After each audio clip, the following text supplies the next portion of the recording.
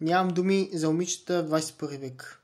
Просто нямам думи. Значи те или ще заглеждат лоши момчета и ще ги подбират тях, или ще се гаврат със свестните момчета по някакъв си много гаден начин. И после се приказват, той няма свестни момчета, ма те момчетата ни обиждат по си къв начин.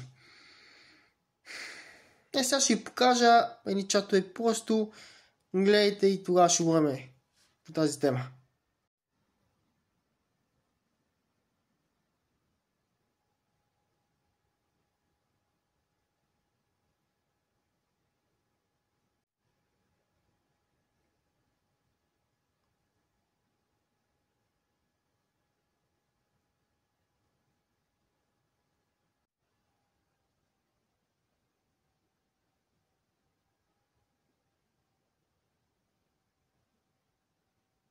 Ето, виждате ли?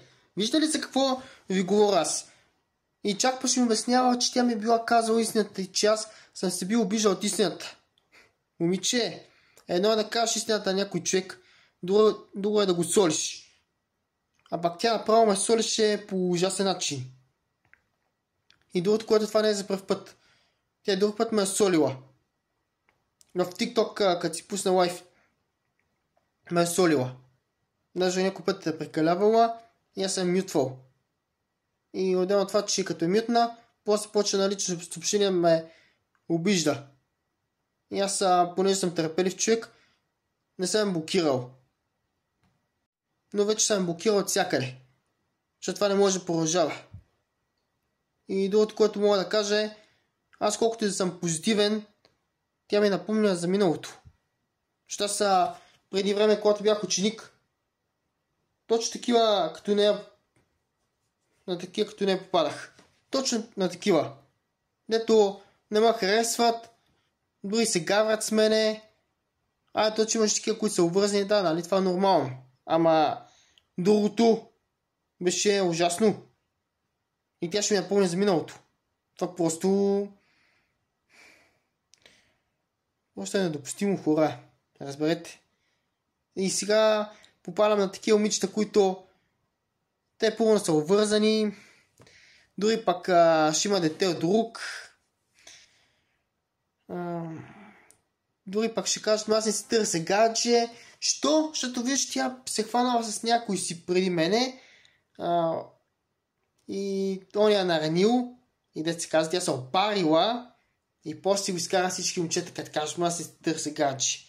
А пак тия, които са малко по-малки от мене, сега няма да изборям години, колко години, те пак се правят на интереси по друг начин. Като кажат, ти си голяма за мене. Това също мраза го чувам. По принцип, момичето трябва да е или колкото момичето на годините, или да е по-голямо от момичето. Те какво подбират и ще има капризи. Ма ти си голям за мене. Че радвайте се. Радвайте се, че ще научите нещо. Не като тия, които са колко тях или по-малки.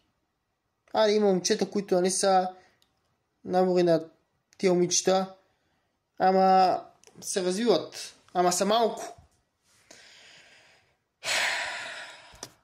И нещо, което се дразна на повечето момичета, че подбират такива, които са токсични момчета, подбират такива, които така да имат коли, мотори, апартаменти, татуировки, големи мускули, плочки. Не гледат дали имат акъл, дали имат добро отношение, дали гледат да се развиват. Не. Аз ако бях едно момиче, ще да гледам момчето да е свясно, да гледа се развива. Така че, да, но какво си говорим, то тук се до възпитание. Но цялата работа, че той има сестни момичета. Обаче са малко. И някои от тези сестни момичета се хващат с грешни момчета.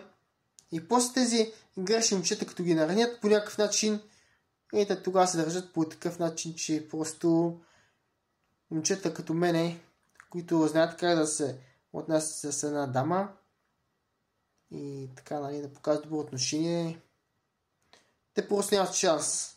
А това е много болезнено. И така. И сега ще кажа специално към всички момичета. Не взимайте такива примери като тази. Не взимайте.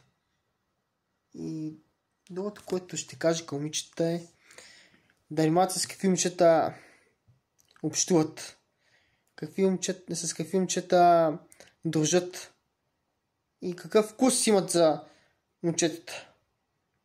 Имам предвид те, които се занимават с глупости. Нали, разбирате какви глупости? Например, да се друсат, да крадат, да ходят се бият за щяло и нещяло. И още не знам дали да изборявам. Но няма да изборявам, просто вие ги преценявайте. Но това момиче да ми обяснява, че аз работя някаква скапана работа, това просто много ме изнерви. И също така ще обяснява, че аз виж ли съм на 25 години и че нямам шофьорска книжка и кола. Момиче, значи аз да нямам шофьорска книжка, за да не съм се записал, значи аз имам причини. Ти коя си, че ще ми определиш? Няма значение. Значи, аз ако нямам добро отношение към жените, то каква е файната, аз какво имам? Ако ще да имам 100 милиона, то тук, като няма нищо. Но да, то просто тя ме гледа, нали, че съм такъв кротък, свестен и затова решила да се гаври с мене. Защо не се гаври с тия тези, дето само ме стримари? С тях да се гаври, а? Що? Защото ни изнася. Няма значение. Дайте да приключим тази тема. И така.